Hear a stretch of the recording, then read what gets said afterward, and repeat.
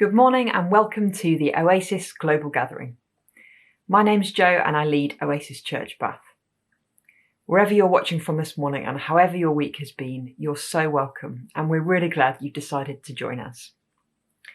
Last week, Nath kicked off our Advent series by thinking about joy, and later on, Steve Chalke will be speaking to us about hope, something I think we could all use a bit of right now. Before that, it's time for our Connect slot, and this week we'll be hearing about Talk It Out, Oasis UK's youth mental health campaign. As part of this, we'll be interviewing Jordan Gale and Tia Wilson, who are youth workers at Oasis Hub Waterloo.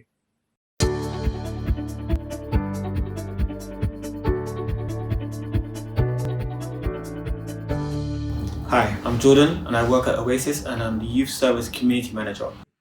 Hi, I'm Tia. I'm a placement student at Oasis from Goldsmith. Since the beginning of the first lockdown, there's been an estimated 50% increase in anxiety and depression among children and young people.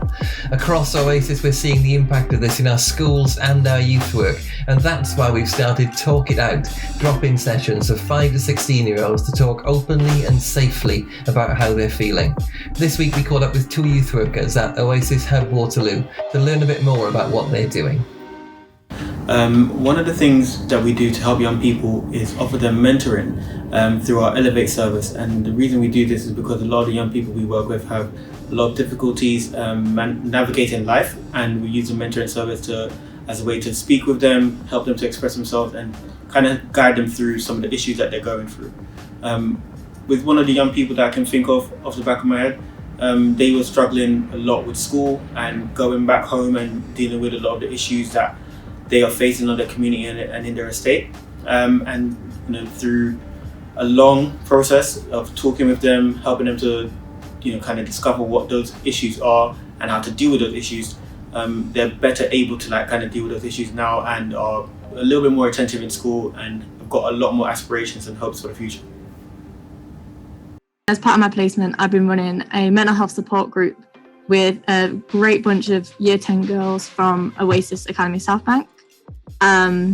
It is super important that we've been doing this for so many reasons. There was a study that was done that showed risk factors and protective factors for young people around low self-esteem and breakdown in positive friendships, and then the protective factors being good communication skills, having a belief in control, reflection, success stories, that kind of thing. So as part of the group, we've been covering all of that stuff in so many different ways. We've been looking at stress, we've been looking at coping mechanisms, we've been looking at self-worth, self-esteem, things we can control and can't control, reactions, what emotions are, and just generally just positive stuff. It sounds all really serious, and it is, but mostly it's just been so much fun. We've done 9 sessions so far, and in those sessions we've done a session on the farm, we've done a session at the Sky Garden, we've done a trip. We're hopefully going to do some more trips next year. So it's just so important because it gives the girls a chance to be together and see that there's no stereotype, there's no they're not a burden, we're all in it together. Yeah.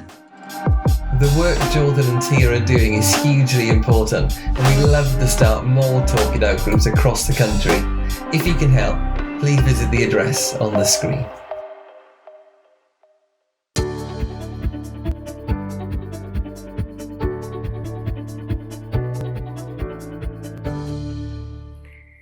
Next up, we have our Bible reading, which is from 1 Corinthians 13, 4-13. We'll then go straight into the talk from Steve, who's one of the ministers of Oasis Waterloo.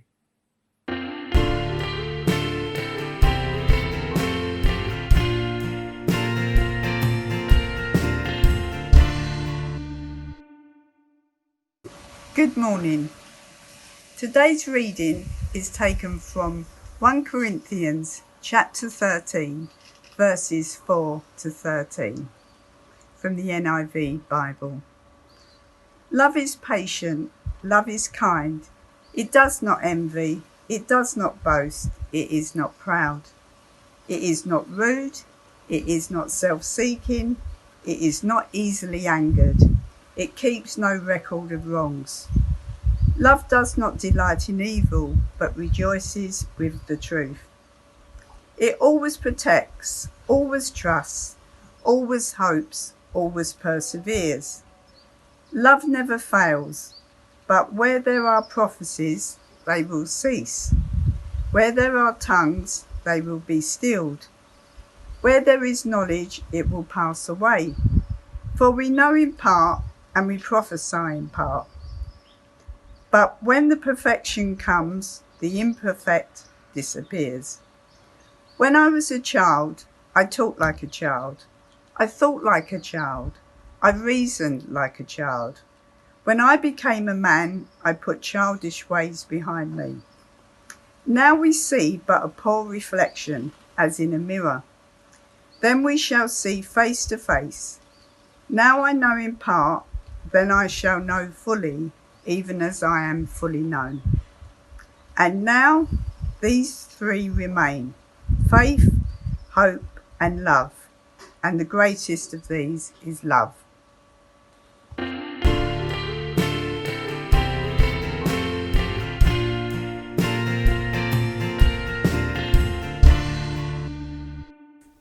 At last, we have a vaccine.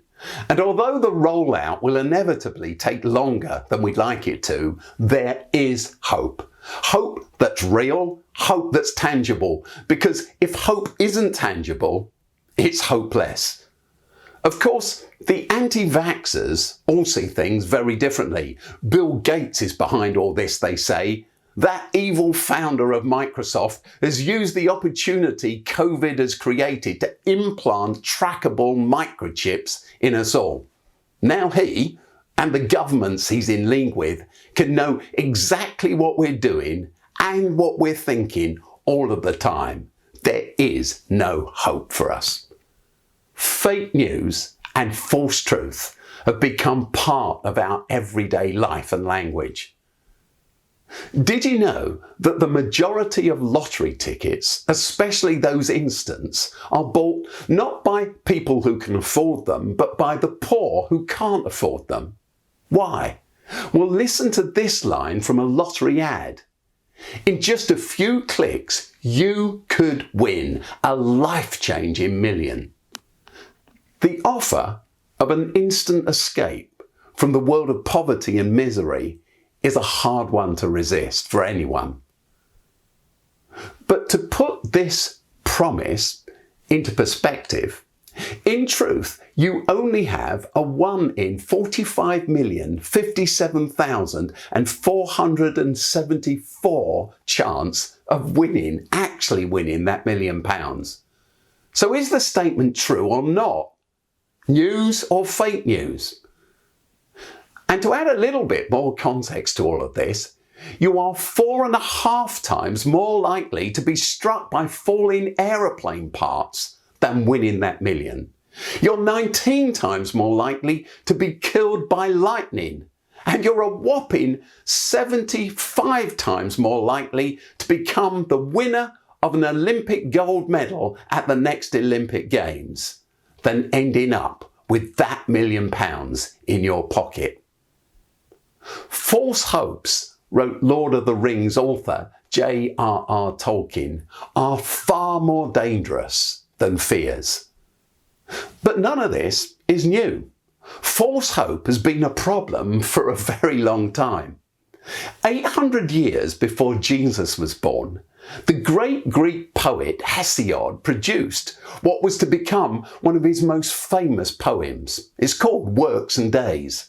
So famous is it that we still reference it in our society today. It's where, for instance, the story of Pandora's box comes from.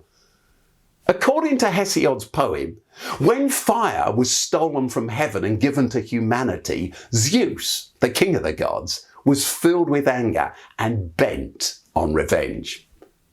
He believed that fire would give humans far too much power, so he ordered the beautiful goddess Pandora to carry a box which he gave to her to Earth, and on his order to open it. As she did so, Out of it flew a variety of plagues: sickness, death, war, famine, drought, disease, poverty, and a host of other evils. Then, once again, on Zeus's order, Pandora slammed the lid of the box shut, leaving just one of its items inside it: hope. All the evils in Pandora's box were released into the world to forever blight human existence.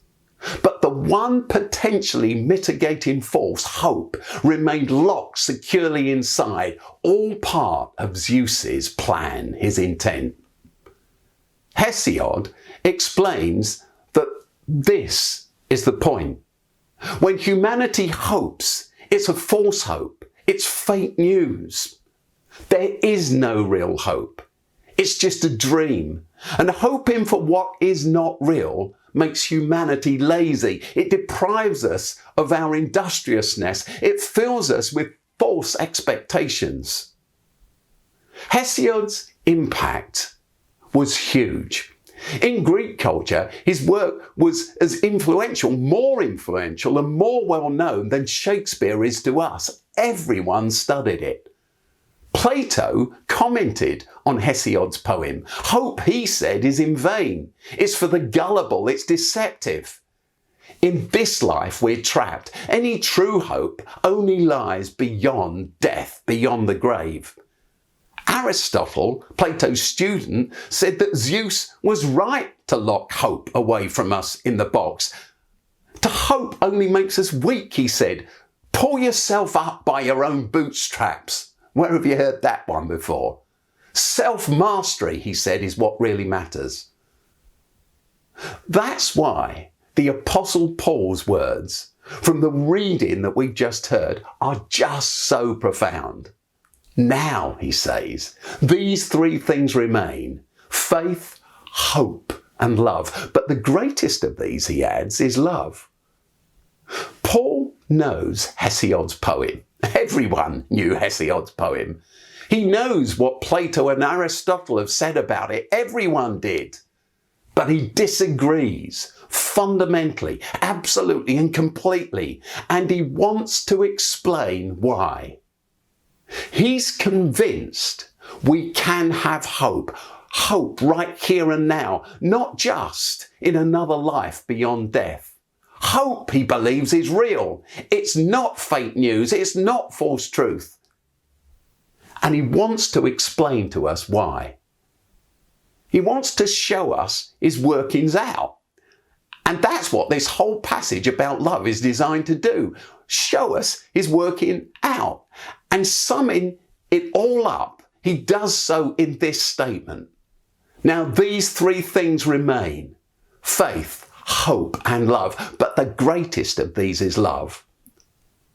Paul is announcing that his belief that there is hope is built on the facts rather than simply a piece of poetry. It's built on what he has seen and experienced. That's why he talks about faith, hope, and love being solid and reliable, but why he also adds that love is the greatest. We can have real hope because love is real. He has seen it. Paul was, of course, a Hebrew thinker, just one who wrote in Greek language to express his thoughts. So for him, the history of the world was linear, not cyclical. The Greeks believed that history went round and round and round in circles. It just repeated itself. But Jews believed that history was moving towards a climax, towards a goal. And that end was the fulfillment of the promise that was made to their Jewish ancestors long ago, that God would finally come to dwell with his people in space and time, and humanity would at last see what divinity looks like.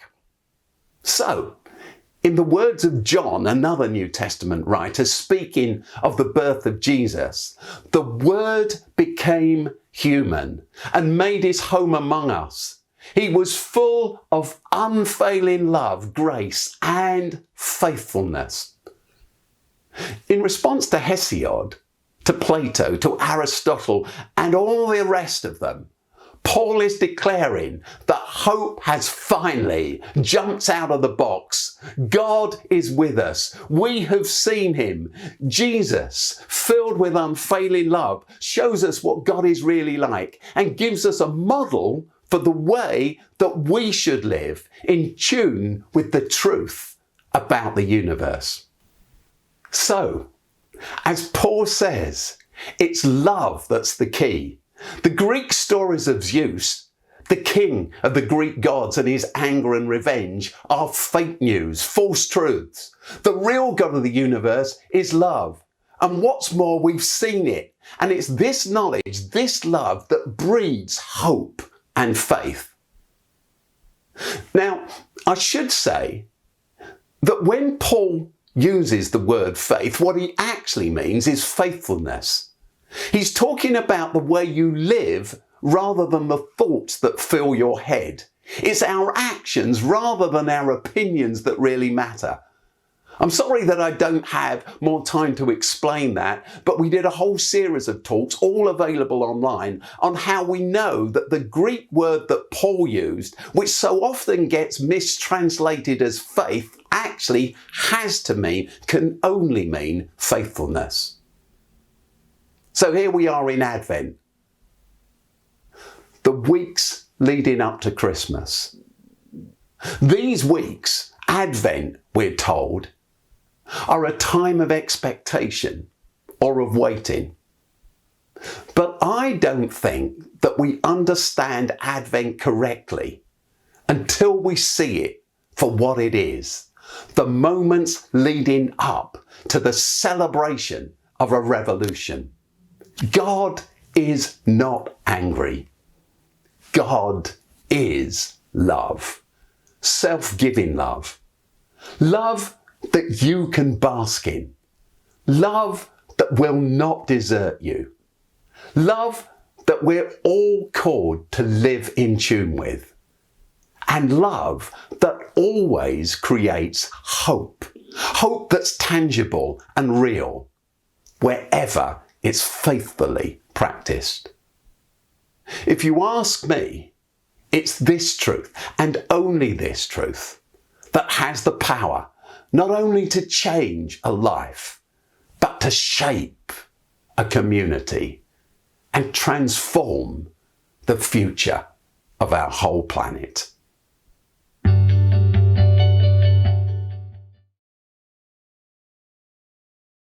For many of us, 2020 has felt a bit like someone opened Pandora's box. On top of the pandemic and all the hardship that's caused, we face the very real challenges of racial injustice, climate change, and the ever-increasing rates of poverty. It can be hard to find hope. It can feel like it's hidden somewhere and we can't find it. But if we could find it, it could be our secret weapon to help overcome some of the huge problems our world faces. I love this quote about hope from writer Rebecca Solnit. Hope is not a lottery ticket you can sit on the sofa and clutch, feeling lucky. It is an axe you break down doors with in an emergency. Hope should shove you out the door because it will take everything you have to steer the future away from endless war, from the annihilation of the earth's treasures and the grinding down of the poor and marginal. To hope is to give yourself to the future, and that commitment to the future is what makes the present inhabitable. So hope is not a passive feeling, it's our secret weapon. It's an axe we can break down doors with. Hope compels us into action because we know that a better world is possible and that everyone has a part to play in bringing that world into being, including us. So let's spend a few moments in quiet reflection, thinking about some of the signs of hope we can see at the moment. And maybe you could write in the comments something that's bringing you hope at the moment. And let's finish by praying for those who have lost their hope, those for whom it feels hidden in a box. Who comes to mind for you at the moment as being in need of hope? Pray for them now.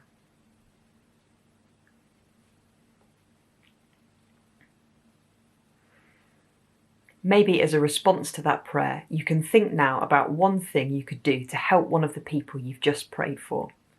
Something that might let them know they're loved. Something that might give them some hope. Think about that one thing you could do this week.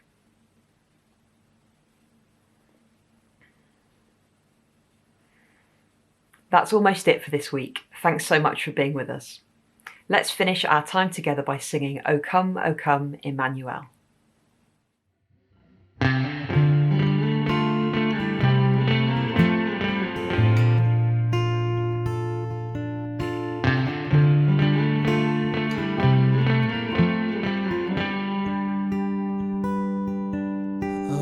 O come, Emmanuel,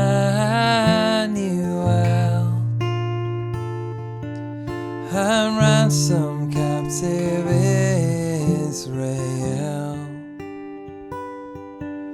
that lords in lonely exile here, until the Son of God appears. Rejoice, rejoice, rejoice. Rejoice, rejoice, rejoice.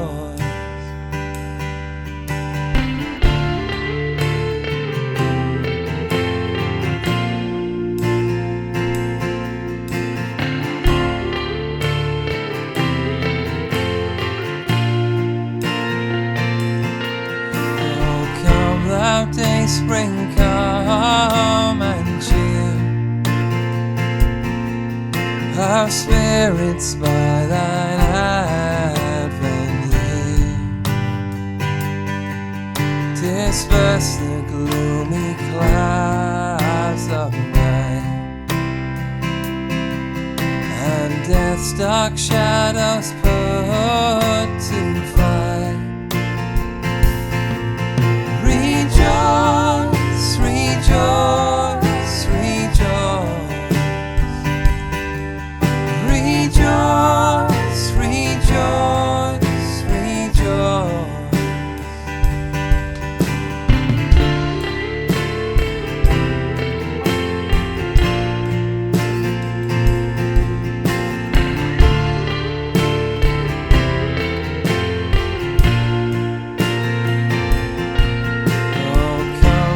Wisdom from on high,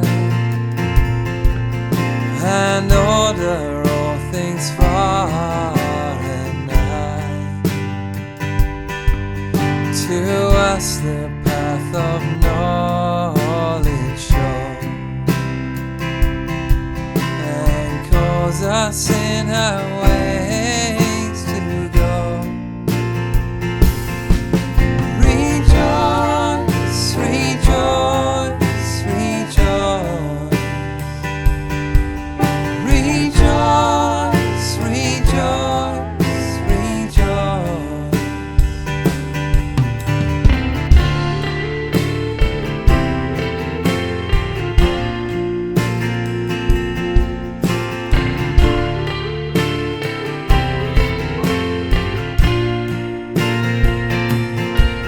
Oh, come desire of nations bind, in one the hearts of all mankind. Bid thou our sad division cease, and be thy sound